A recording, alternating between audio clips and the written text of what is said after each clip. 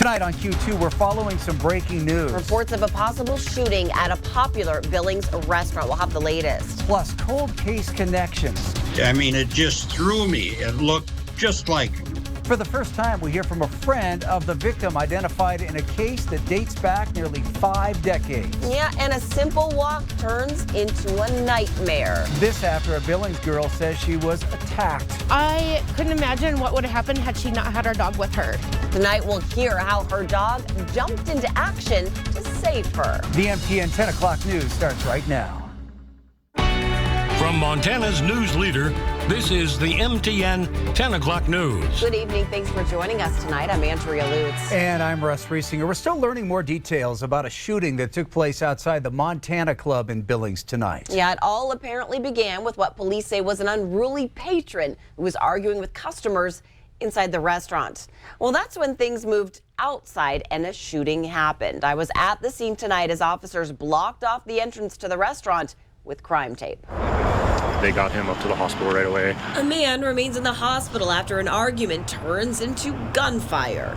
It is still an active scene here tonight at the Montana Club in West Billings after an argument ensued and a shot was fired. A man taken to the hospital now in stable condition, but all of it happening during the dinner hour as patrons are inside enjoying a meal. Yeah, I had to double check the address several times when this came across. Police say it all started when a 35-year-old patron at the Montana Club was arguing with staff at the restaurant. He was then escorted out, and another patron chipped in to help de-escalate the situation. They didn't know each other. I think he was just kind of being a good Samaritan, just helping the staff, and then he was the one that stayed outside with the guy.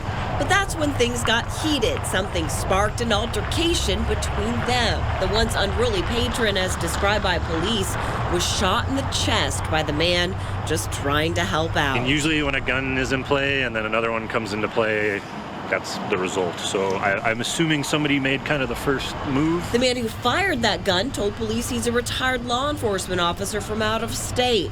He was taken in for questioning. Even people that aren't a police officer are concerned, an armed citizen. I mean, keep in mind, even if you're legally carrying, be careful starting something in a big public place or something like that. You know, but the best thing is just to let something go and follow up with us.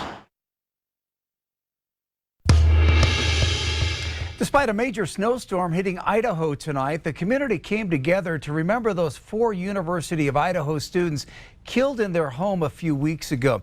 Now, there are still many questions about what happened, and whomever is responsible is still out there. Our Maritza Giorgio reports.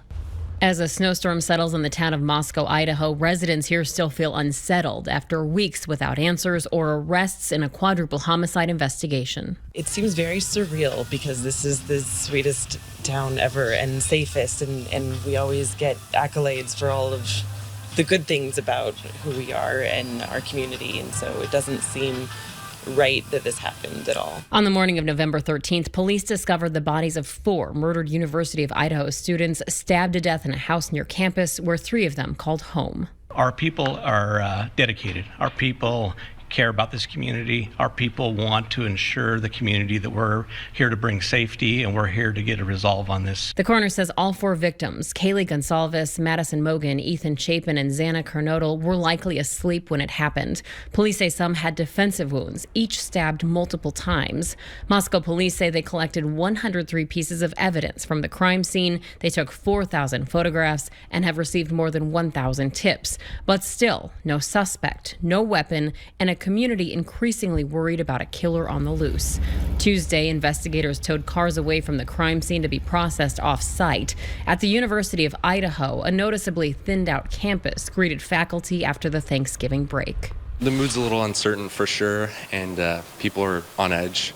A lot of the people who lived in the area where the event took place have felt unsafe lately. I know I have quite a few friends who live on that block or even in the house next door. The school is offering remote options for students as the investigation continues. At Washington State University in Pullman, just 9 miles away, there's no remote option but increased security patrols. In town, residents still feel disbelief that this happened here. People are on edge maybe a little bit, but I don't not feel safe in this town.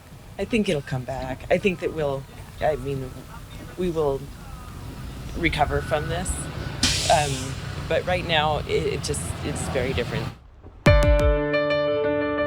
Tonight, we're hearing from a former high school acquaintance of Roger Lee Ellis. Now, Ellis was identified yesterday in a Carbon County cold case that dates back nearly 2 decades to 2004. But authorities believe he was actually killed in 1976. It's news that has friends and family relieved. But as Kelsey Marison explains, now they begin the search for more answers. The recent identification of a Wisconsin man's remains that were discovered in Red Lodge, where authorities believe he was hitchhiking, have led family and friends to even more questions, like how he ended up in Montana and why he was killed. It's a mystery more than 40 years in the making. Roger Lee Ellis grew up in Wisconsin Rapids, Wisconsin. That's where he met Jay Nordstrom back in the late 60s and early 70s. I felt sorry for Roger because he was kind of a loner. So we kind of hit it off. He was actually a very nice person. Nordstrom has always wondered where Ellis ended up, a question he grew even more curious about after bumping into Roger's mother one day years ago. I spoke with her about Roger. She explained to me that he had left town because he had gotten into some problems. I understood her to say he went to Chicago. Nordstrom says no one knew where Ellis ended up. Just to give them some closure is a big win for us. On Tuesday, the sheriff's office in Carbon County here in Montana announced that Roger Ellis's skull was found 18 years ago along Highway 212 south of Red Lodge. But no one knew the remains were Ellis's until just recently, when DNA sequencing matched the remains to DNA provided on an ancestry website by Ellis's niece. The news about him being in Montana was rather surprising to me. And it turns out Ellis's mother may never know for sure what happened to her son. MTN has learned she passed away over a decade ago, and his brother died just this past April. But for former friends like Nordstrom, this artist's rendition of what Ellis may look like was so spot on, it was shocking. I mean, it just threw me. It looked just like him. Definitely him. But what authorities still don't know is who killed Roger Ellis. After all these years of wondering about Raj, what a disappointing outcome. In Red Lodge, Kelsey Marison, MTN News.